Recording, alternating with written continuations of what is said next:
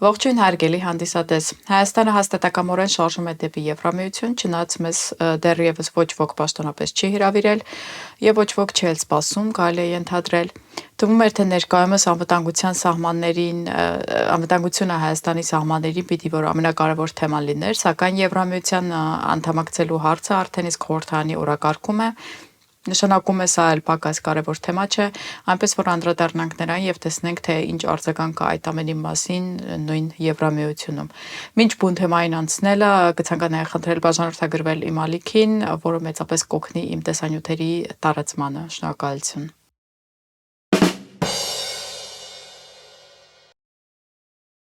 Գերմանական Deutsche Welle-ն մարտի 26-ին հոդված էր հրապարակել այս թեմայի շուրջ, գրելով, որ Հայաստանը, որը Ռուսաստանի հետ սերտ հարաբերություններ ունեցող երկիրը, ձգտում է դեպի արևմուտք։ Խորհրդարանի համապատասխան որոշումից հետո երկիրը մտադիր է դիմել ԵՄ անդամակցության։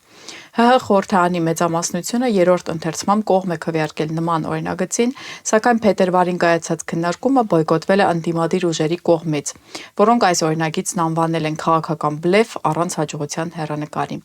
ԵՄ անդամակցության թեկնածու դառնալու համար հնարավոր է նաև համազգային ռեֆերենդում անցկացնել։ Նախորդ տարի Եվրոպամետ կազմակերպություններից եւ կուսակցություններից մեկը հանդես էր եկել նման նախաձեռնությամբ եւ 2.7 միլիոն բնակչություն ունեցող երկրում հավաքել էր 60,000 ստորագրություն Եվրամիության անդամ դառնալու թեկնածության համար։ Վարչապետ Փաշինյանն այս նախագծին հավանություն է տալիս, գրում է պարբերականը։ Հետաքրքիր ձևակերպում էր ինձ համար Եվրոպամետ կազմակերպություններից եւ կուսակցություններից մեկը, թե որ մեկը չի նշվում, բայց պարզ է, որ դրանք մի քանիսն են հավանաբար։ Գերմանական մի տելեգրամյան ալիք Neuigkeiten.de ալիքը ապրիլի 6-ին հայտնում է, որ Հայաստանի նախագահ Վահագն Խաչատրյանը երևս հավանություն է տվել այս օրինագծին, սակայն վարչապետ Փաշինյանը հայտնել է, որ այս օրինագիծն ավտոմատ կերպով Եվրամիության անդամակցության սկիզբ չի հանդիսանում։ Նրա կարծիքով այս հարցի համար համազգային հանրաքվե է հարկավոր, տեսնենք կլինի դա թե չէ։ Տեքստի ամենավերջում հռետորական հարցադրում է, իսկ դուք արդեն ստուգել եք, թե որտեղ է գտնվում այս երկիրը, որը բնականաբար անուղղակիորեն ավելի ճիշտ ակնարկ է այն մասին, որ Հայաստանը Եվրամիության սահմաններից բավականին հեռու է գտնվում, իսկ ամենավերջում հավելում է, իսկ նա դեռ հիմարի պես շփտում է։ Խոսքը ՀՀ վարչապետի տվյալ նկարում ժպիտի մասին է։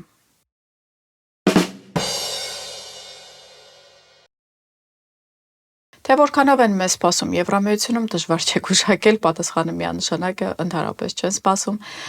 պարզ է թեկուզ եւ գերմանացու նման հարցադրումից։ Մինչ ես նախատեսում էի այս հարցադրմամբ տեսանյութ պատրաստել Գերմանիա, չնայած մարդկանց պատասխանները քիչ շատից պարզ է ինչպիսին է լինելու, այս նույն տելեգրամյան ալիքը մարտի 17-ին մի տեսանյութ էր հրապարակել, նկարահանված Իտալիայում հետեւյալ տեքստով. Մինչ Փաշինյանն ու Զելենսկին իրենց քաղաքացիներին պատմում են, ինչ է Եվրոպան իրենցից ակնկալում, մի խումբ լրագրողներ հարցումներ են անցկացրել Իտալիայի փողոցներում Հայաստանի, Վրաստանի, Մոլդովայի եւ Ուկրաինայի Եվրամիության անդամ դառնալու հավանականության մասին։ Կարծիքները գրեթե նույնն են, որ դա որևէ լավ բանի չի բերի, ավելի շատ գլոբալ լարվածություն կբերի, որ եվրոպացիները դրա համար կվճարեն բարձր հարկերով եւ էժան աշխատուժի հետ մրցակցելով, որ ՆԱՏՕ-ն եւ Եվրամիությունը այս երկրներին օգտագործում են Ռուսաստանի դեմ եւ որ նրանց ԵՄ անդամակցությունը որևէ մեկին օգուտ չի բերի մեծ հաշվով։ Նաեւ այն, որ Զելենսկին ու Փաշինյանը շատ լավ էլ գիտեն, որ երբեք էլ չեն անդամակցելու Եվրամիությանը ինչպես նաև ՆԱՏՕ-ին, սակայն շարունակում են իրենց խնամակալների հրամանները կատարել եւ իրենց երկրներին ավերակների վերածել։ Մի իտալացի էլ ավելի հեռուն գնաց, ասելով, նրանք աղքատ են, ինֆրաստրուկտուրան ավիրված, տնտեսությունը թույլ, այս դեպքում էլ նրանք մուրացողի դերում են հանդես գալիս, ինչն ակնհայտ է, պարզապես նայեք, դա նրանց բնույթն է, նրանց ԴՆԹ-ի մեջ է, նրանք հաստատ ունակ են մյուսների խաբելու։ Quello sono dei grandi accatoni, quindi quello riescono tranquillamente a farlo, perché si vede, basta guardarsi in giro, perché ce l'hanno nell'animo, è connaturato, nel DNA, quindi che possano fregare gli altri è sicuro. Che abbiano già ottenuto abbastanza anche a scapito poi degli europei stessi. Con tutto ciò aiutiamo chi ha bisogno, però andarsene proprio a cercare mi sembra troppo. Թեև տեսանյութից այնքան էլ པարզ չէր նշված ազգերից, նշված երկրներից, որին կոնկրետ նկատի ուներ այդ մարդը, բայց կարծում եմ այնքան էլ կարևոր չէ, որովհետև միևնույն է բոլորի մասին ընդհանրական էր խոսվում եւ շատ չէր տարբերակվում, որ երկիրը, ասենք, որ այս երկրները նաեւ տարբեր են միմյանցից։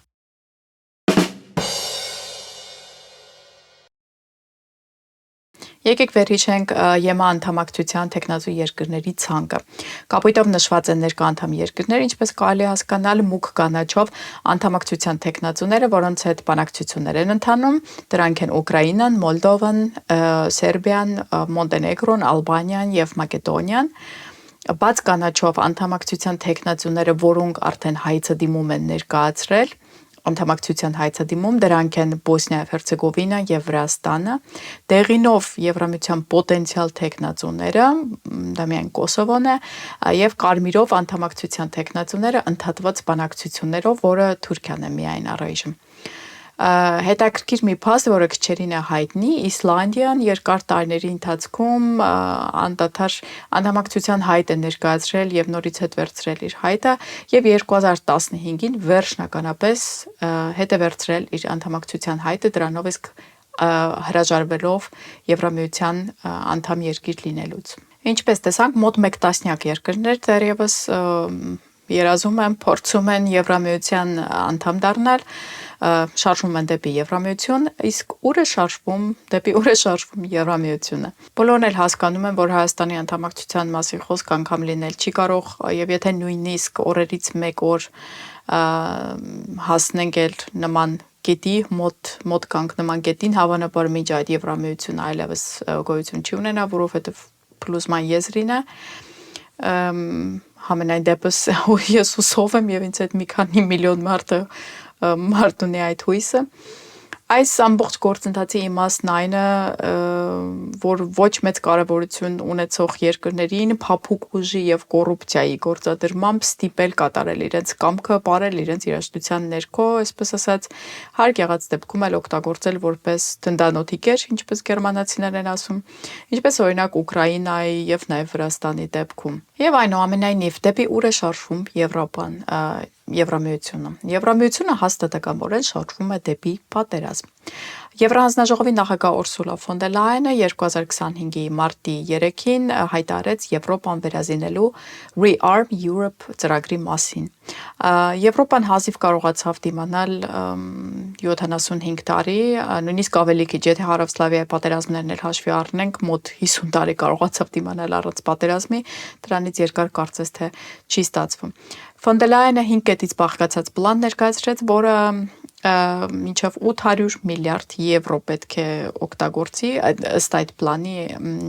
մոտ 800 միլիարդ եվրո պետք է օգտագործվի ներառյալ նոր ինքնաթիռների, հրթիռների, հակաօդային պաշտպանության սարքերի, դրոնների եւ այլ ռազմական սարքերի արտադրության համար, ինչպես նաեւ կիբերհանցագործություններից պաշտպանվելու համար առաջիկա 4 տարում։ Այս պլանը ներկայացնելիս ֆոն դեր Լայենը նշեց, հարկավոր չէ, որ ես ներկայացնեմ, թե որքան լուրջ են մեր դեմ կանգնած սպառնալիքները։ Հարկավոր է, որովհետև որևէ ռազմական սպառնալիք այս պահին ամենայն դեպս չկա, ոչ ոք չի սպառնում Եվրամիությանը որևէ պատերազմով, եւ միակ սպառնալիքը, որ եվրոպական ժողովուրդները տեսնում են, դա ըստ էության հենց ֆոն դեր Լայենը իր կոռուպտ հանձնաժողովով եւ ավելի կոռուպտ գործընկերներով։ Այս թեման ավելի թեժացավ հատկապես այն բանից հետո, երբ ԱՄՆ նոր ադմինիստրացիան նախագահ Տրամփի ղեկավարությամբ հայտարարեցին, որ ժամանակավորապես կդադարեցնեն ռազմական աջակցությունը Ուկրաինային եւ կփորձեն բանակցությունների միջոցով պատերազմը դադարեցնել։ Նրանք դեռևս դա չեն արել, բայց ամեն դեպքում Սակայն եվրոպական վերնախավը չի ցանկանում այդ ամենին խաղաղ հանգուցալուծում տալ եւ պարզապես ցանկանում է շարունակել պատերազմը, ամեն գնով առաջ տանելով իրենց երևակայական կապրիզը, որ իրենք պիտի հաղթեն արդյունքում։ Թե ինչ նկատի ունեն այդ հաղթանակով, այնքան էլ պարզ չէ։ Ըստ էության դա հիմնականում մարդկանց պատերազմական ոգին բարձր եւ շարունակական պահելու համար է, նպատակն իրականում այնքան էլ պատերազմ հաղթելու մեջ չէ, որքան որ ամեն գնով իրենց իշխանությունը պահելու, որովհետև եվրոպական վերնախավն արդեն վաղուց հատել է թույլատրելի եւ բարոյականի բոլոր սահմանները եւ այլևս աջակցություն չունեն ժողովրդի մեծամասնության կողմից։ Այդ պատճառով էլ պատերազմը միակ տարբերակն է իշխանությունը հնարավորինս երկար պահելու համար, ինչն էլ նաև հիանալի հնարավորություն է տալիս անսահմանափակ պարտքեր վերցնել, ինչն էլ իր հերթին Գերմանիան արեց վերջերս։ Ապագա հավանական կանցլեր Ֆրիդրիխ Մերցով արդեն իրեն կանցլերի թերում է ներկայացնում։ Հենց ընտրությունները երեկոյան արդեն իսկ խախտեց իր հիմնական երկու նախընտրական խոստումները, որոնց համար էլ ըստ էության ստացել էր ժողովրդի մեծամասնության ձայները։ Այն է, առաջինը սահմանների վերահսկումը, որի մասին հենց նույն երեկոյան խոսեց բոլորովին այլ տոնով, ստելով, որ իրենք չեն խոսել սահմաններ փակելուց, հակառակը մտադիր են տարեկան նոր 100,000-ավոր միգրանտներ երկիր բերել, եւ երկրորդը դա Գերմանիայի պետական պարտքը չավելացնելու խոստումն էր, որի մասին նա եւս տարիներ շարունակ անպագորգոր հայտարարություններ էր անում, սակայն հենց ընտրություն իսկապես բարի բուն իմաստով ընտրատեղամասերը դեռևս չէին փակվել եւ նա արդեն սկսեց այլ բաներ պատմել եւ իր այդ շատ կարեւոր խոստումը խախտելու համար այդ նպատակով նոր Բունդեսթագի ուժի մեջ անցնելուց մեկ շաբաթ առաջ հրավիրեց այլևս չգործող չընտրված խորհրդարանի կազմին, որպեսզի կարողանա փոխել սահմանադրական այն հոդվածը, որն իրեն իրավունք կտա նրա կառավարության իրավունք կտա անսահմանափակ պարտքեր վերցնել։ Այսինքն խախտեց իր նախընտրական հիմնական խոստումներից մեկը այն թիմի հետ, որից ժողովուրդը ցանկանում էր ազատվել արտահերթ ընտրությունների միջոցով, լավ գիտակցելով, որ նա նոր խորհրդարանի հետ մեծամասնություն չի կարող հավաքել։ Հայև դեմոկրատիայի մի վառ օրինակ Արևմտյան Եվրոպայում։ Ըստ էության այդ արտահերթ ընտրությունները կազմակերպվել էին միայն այն նպատակով, որպեսզի ժողովուրդը ազատվեր այդ ապիկար իշխանություններից, որոնք իրենց իշխանությունը իբր թե լքելուց մեկ շաբաթ առաջ նման խայտառակ որոշում կայացրեցին, որը երկիրը ավելի շատ անդունդ կգլորի բնականաբար եւ ինչպես հասկանում ենք չեն էլ պատրաստվում հրաժարվել իրենց իշխանությունից կրկին նոր կոալիցիայի մեջ կարևոր տեղ են խաղում։ Սա այն պարագայում, երբ Գերմանիայի պետական պարտքը յուրաքանչյուր վայրկյանին ավելանում է 3817 եվրոյով եւ արդեն տրիլիոնների է հասել։ Նույնիսկ նման պայմաններում եվրոպական առաջնորդները չեն ուզում դադարեցնել հավելյալ պարտքերի հեռանկարը պաշտոնական վարկածով Ուկրաինային պաշտպանելու եւ դրանով իսկ իրենց պաշտպանելու համար, որը որևէ դրամապանության չի ենթարկվում, սակայն նրանց հաջողվում է այս թեզն արդեն իսկ 3 տարի շարունակ առաջ տանել։ Նույն կարծիքին է Ֆրանսիայի նախագահ Էմանուել Մակրոնը, մեր ժամանակների Նապոլեոն Բոնապարտը, նա իսկապես իրեն այնպես է պահում, կարծես թե Նապոլեոնի վերակենդանացումն է, եւ ամեն պատեհ ու անպատեհ պահի նշում է, որ Ռուսաստանը Ֆրանսիայի եւ Եվրոպայի համար սպառնալիք է հանդիսանում եւ որ իրենք ամեն պահի պետք է պատրաստ լինեն հնարավոր ամեն տարբերակով եւ որ եվրոպական անվտանգությունը կարելի է ապահովել ֆրանսիական ատոմային զենքով, չնայած դրա քանակությունն այնքան էլ մեծ չէ, ամեն դեպքում կա։ Սա ասում է այն նախագահը, ում ժողովուրդն արդեն նույն ատոմային զենքն էլ է գերադասում իրենից, ամեն ինչ է գերադասում միայն թե այս մարդը չլինի իրենց նախագահը, եւ ով իր բոլոր հակառակորդներին ճանապարհից դուրս է շպրտում, ինչպես տեսանք նրա հակառակորդ Մարի Լեպենի հետ, որովհետեւ վերընտրվելու այլ տարբերակ չկա։ Նրան Մարին Լեպենին մեղադրում են կոռուպցիայում, այդ աստծո սիրո նրա կոռուպցիան ծաղիկները համեմատած նույն Մակրոնի եւ մյուսների հետ ֆոն դե Լայենի մասին ընդհանրապես լռում է։ Մակրոնի ցածր վարկանիշը ուղիղ համեմատական է Ֆրանսիայի ֆինանսական տնտեսական վիճակի հետ։ Դեռևս 2024 թվականի ամառվանից եվրոպական լրատվամիջոցները շարունակ գրում են Ֆրանսիայի տնտեսական ճգնաժամի մասին եւ որ երկիրը կանգնած է գրեթե սնանկության եզրին։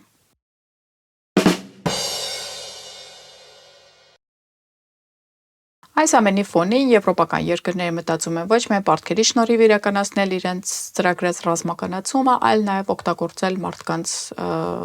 խնաղությունները, մասնավոր միջոցները։ Մի քանի ամիս առաջ նույն տխրահարճակ Ֆրիդրիխ Մերցը հպարտությամբ հայտարարեց մարդկանց հաշիվների վրա բավականաչափ գումար կա։ Թե ով է նրան իրավունք տվել ստուգել մարդկանց հաշիվների գումարները հայտնի չէ, կամ այն որ կամ նրան իրավունք վերապահել օգտագործելու այդ հաշիվները, այդ ամենը հասկանալի չէ, հայտնի չէ։ Իսկ Եվրահանձնաժողովը Եվրամիության քաղաքացիների չօգտագործված խնայողությունները գնահատել է մոտավորապես 10 տրիլիոն եվրո։ Եվ ինչպես նշեց Ֆոն դեր Լայենը, այս գումարները կարող են ավելի նպատակային օգտագործվել, այսինքն ռազմական արդյունաբերության համար։ Չօգտագործված խնայողությունները, ասում եմ ճակերտներում, որովհետև դա իրենց իսկ օգտագործած արտահայտությունն է, որ իրենք շրջանառության մեջ են դրել, ինչ է նշանակում չօգտագործված խնայողություններ։ Այդ խնայողությունները խնայվել են, որպեսզի ինչ որ պահի օգտագործվեն, այնպես չի, որ դրամական խնայողություններ են արել մարդիկ եւ չգիտեն ինչ անել այդ գումարների հետ, բնականաբար գիտեն։ Իսկ Իտալիան ոչ միայն համաձայն է այս ամենի հետ, այլ կարծես թե խոսքից գործի անցնում, որովհետև Իտալիայի ֆինանսների նախարար Ջանկարլո Ջորջետին առաջարկել է մոբիլիզացնել 200 միլիարդ մասնավոր կապիտալը պաշտպանական նպատակներով։ Նա կարծում է, որ դրանով կարելի է խուսափել երկրի արտաքին պարտքի ավելացումից։ Այսինքն կարելի է օգտագործել մարդկանց մասնավոր միջոցները, խնայողությունները, բայց կասեն կարևորը պետական պարտքը չի ավելանում։ Եզրակացությունները թողնում եմ ձեզ։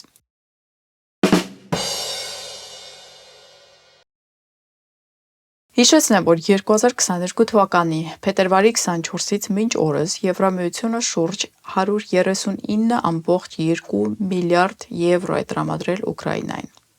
Կարծես թե այդ ամենը բավական չէ։ Գերմանիայի պաշտպանության նախարարը հայտարարել է, որ Ուկրաինային ուղարկված ողջ ռազմական օգնությունը Ուկրաինայի սեփականությունն է հիմա եւ որ Գերմանիան Ուկրաինայից այլևս չի պահանջելու վերադարձնել այն 44 միլիարդ եվրոն, որը Գերմանիան նվիրաբերել է Ուկրաինային։ Գերմանացի հարկատուները այլ կարծիքի են եւ հաճույքով հետ կպահանջեն իրենց գումարները, սակայն նրանց ոչ ոք չի լսում։ Ավելի ճիշտ լսում են եւ նաեւ արհամարհում են։ Այս ամենից հետո մեկ կարևոր հարց է առաջանում։ Իսկ ով է հարձակվել Եվրամիության վրա կամ ինչ է սպառնում Եվրամիությանը։ Պատասխանն է ոչ ոք։ Իսկ այդ դեպքում ում դեմ են պատրաստվում պատերազմի, պատասխանը նույնն է վերջին 2-300 տարվա մեջ, կրկին Ռուսաստանի։ Ռուսաստանը բնականաբար հետևում է այս ամենին եւ հայտարարում, որ Եվրոպայի ռազմականացումը եւ շարունակական սպառնալիքները իրենց հասցեին մտահոգություններ են առաջացնում եւ որ եթե Եվրամիությունը Ռուսաստանին տեսնում է որպես իր գլխավոր թշնամի, ուրեմն Ռուսաստանն էլ պիտի համապատասխան քայլեր ձեռնարկի եւ պատրաստ լինի պաշտպանության։ Այս ամենը որոշակիորեն անհասկանալի է, որովհետև օրինակ գերմանացիների օրինակով բերեմ։ Գերմանացիները այսպեսի պատմական վախ ունեն ռուսներից, այստեղ ռուսը գալիս է արտահայտությունը, նույն բանն է, ինչ որ Հայաստանում թուրքը գալիս է հայերի համար։ Սակայն մեր դեպքում պարզ է ինչու է այդ արտահայտությունը սարսափ առաջացնում մարդկանց մոտ։ Ինչը պարզ չէ գերմանացիների դեպքում, որովհետև ճիշտ է երկու համաշխարհային պատերազմներն էլ Գերմանիան եւ Ռուսաստանը միմյանց դեմ են կրվել, հակառակ ճամբարներում են եղել, դա պարզ է, դա գիտենք բոլորս, բայց ըստ էության Ռուսաստանը երբեք չի հարձակվել Գերմանիայի վրա։ Մի բան էլ հակառակը, Գերմանիան է հարձակվել Ռուսաստանի վրա եւ այլ թշնամական քայլեր ձեռնարկել այդ երկու պատերազմներից հետո էլ։ Ես հիմա չեմ խոսում նույնիսկ երկրորդ համաշխարհայինից անմիջապես հետո ընթացքի մասին, այլ բոլորովին վերջերս ձեռնարկած թշնամական քայլերից, որոնց մասին զարմանալիորեն ընդհանրապես չի խոսվում։ Օրինակ գերմանական զինված ուժերի երկու զինվոր 2022 թվականի հուլիսին պայթյուն էին ձեռնարկել Ղրիմի կամրջի վրա, որը չիրագործվեց, սակայն նրանք դատապարտվեցին կարծես թե այդ ժամանակ, այդ մասին պարզ էր դարձել նրանց հեռախոսազրույցից։ Նաև դրանից հետո 2024 թվականի մարտին Մեկ այլ մեծ սկանդալ տեղի ունեցավ, եւ ռուսական կողմը գաղտնալսել էր գերմանական զինված ուժերի բարձրաստիճան կազմի պլանների մշակումը on-line վիդեոզանգի ժամանակ, որը կրկին Ղրիմի կամրջի վրա պայթյուն իրականացնելու պլան էր։ Այս ամենը բավականին շատ քննարկվեց Գերմանիայում, բայց կարծես թե Գերմանիայի սահմաններից դուրս շատ քիչ է լուսաբանվել կամ գուցե ընդհանրապես չի լուսաբանվել։ Ամբողջական խոսակցությունն on-line հարթակում էր, հավանաբար հնարավոր է դեռևս հիմա էլ գտնել, բավականին երկար քննարկում էր, ես ինքս լսել եմ այն գրեթե ամբողջությամբ, ձայնագրության որակն իհարկե կատարյալ չէ, սակայն հասկանալի է ինչ են քննարկում, հնչում էին նման մտքեր, ինչպիսիք են օրինակ, ինչպես կարող են նրանք նախարարի հետ քննարկել, պաշտպանության նախարարի նկատի ունեն, թե ինչ են պլանավորում, կոնկրետ ամսաթվեր եւ այլն, եւ որ մեքենայով ցանկանում են ուղևորվել դեպի Լեհաստանից կրկին մեքենայով շարունակել դեպի Թերակղզի, Ղրիմի Թերակղզի, այնպես որ ոչ ոք դա չհասկանա։ Եվ նաև նշվում էր անընդհատ, պատկերացրեք, իրենք միմյանց հետ են քննարկում, պատկերացրեք ինչ կկատարվի, եթե այդ ամենը հայտնվի մամուլում, շատ մտահոգիչ կլինի, եթե մեր ուղղակի կապը ուկրաինական զինված ուժերի հետ հնարավոր լինի ապացուցել եւ այլն, դա ի դեպ ասում էր գերմանական օդային պաշտպանության ղեկավար Գերհարդը, այսինքն այնպես ինչ որ երկրորդական անց չէր։ Զարմանալի է ոչ միայն այն, որ այդ ամենը քննարկվել է այսպիսի վիդեոզանգի ֆորմատով, այլ նաև այն, որ վիդեոզանգին միանալու գաղտնապարներ ծիծաղելիորեն հեշտ, 1, 2, 3, թե նման մի բան, ինչի շնորհիվ հնարավոր եղել հեշտությամբ ներխուժել այդ տարածք, դրա համար հարկավոր էլ չհակեր լինել մեր օրերում։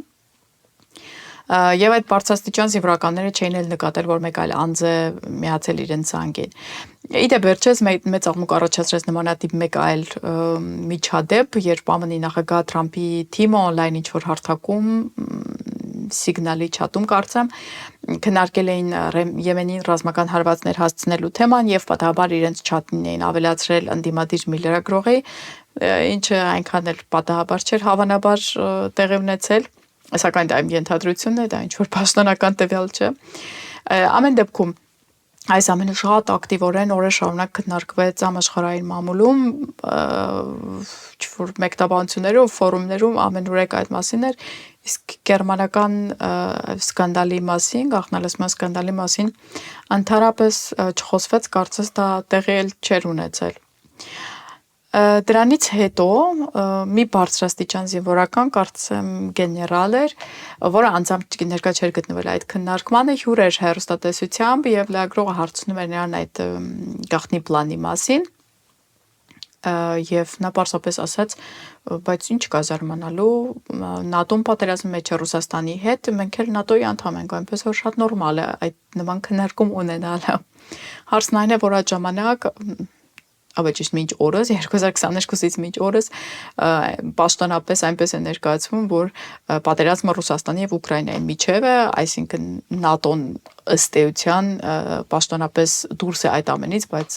բոլորն էլ հասկանում են, որ դա ըստ էության ՆԱՏՕ-Ռուսաստան պատերազմ է եւ նա բառացիորեն այսած այդ ամենը հեռուստատեսության եթերում։ Չմոռանանք նաև, թե ինչպես 2023 թվականի հունվարի 26-ին Եվրախորհրդի նիստի ժամանակ Գերմանիայի արտգործնախարար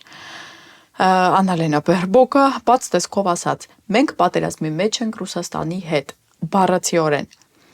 Դրանից հետո որևէ այն դահլիճում մի փոքր աժիոտաժ տեղի ունեցավ, սակայն դրանից հետո նա որևէ բացատրություն չտվեց, նույնիսկ ներողություն չխնդրեց, թե իբր թե սխալ է արտահայտվել գոնե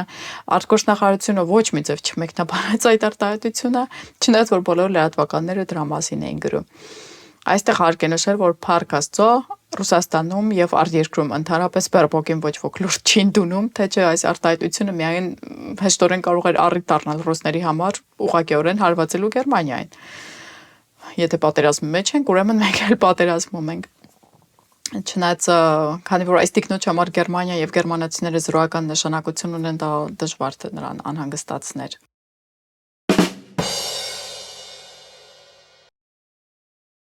Այս անհասկանալի խճճված ժամանակներում ձգտել Եվրամիություն առնվազն միամիտ քայլ է կարծում եմ։ Պատերազմի վտանգն իհարկե առաջնահերթ վտանգ է Եվրոպայում, սակայն դա խնդիրներից միայն մեկն է։ Եվրոպան կանգնած է մի շարք գոյամարտերի առջև, ինչպես օրինակ տնտեսական անկումն է արևմտյան Եվրոպայում իդեպ, ոչ արևելյան Եվրոպայում կարծես թե հակառակն է, տնտեսությունը խթանվում է։ Դեմոգրաֆիկ վիճակն է շատ վատ ծնելիության ցածր մակարդակի եւ զանգվածային անօրինական միգրացիայի պատճառով։ Այդ վիճակով էլ Արևմտյան Եվրոպան Բրյուսելի գլխավորությամբ ճնշումներ է գործադրում Արևելյան Եվրոպայի որոշ երկրների վրա, ամեն գնով փորձելով զրկել նրանց ինքնիշխանությունից եւ Բրյուսելի կամակատարը դարձնել։ Իզուր չեն այստեղ Եվրամիության նկատակով անվանում Եվրոպայի սովետական սոցիալիստական միություն, չնայած վարկած կա, որ Եվրամիությունը հենց սովետական միության օրինակով է ստեղծվել։ Այնպես որ կարելի է ասել Եվրոպական միությունը այս պահին այն միությունը չէ, որտեղ Հայաստան իրեն անվտանգ կզգա, չնայած կրկին նշեմ այն մասին, որ մեզ դեռևս ոչ ոք պաշտոնապես չի հրավիրել։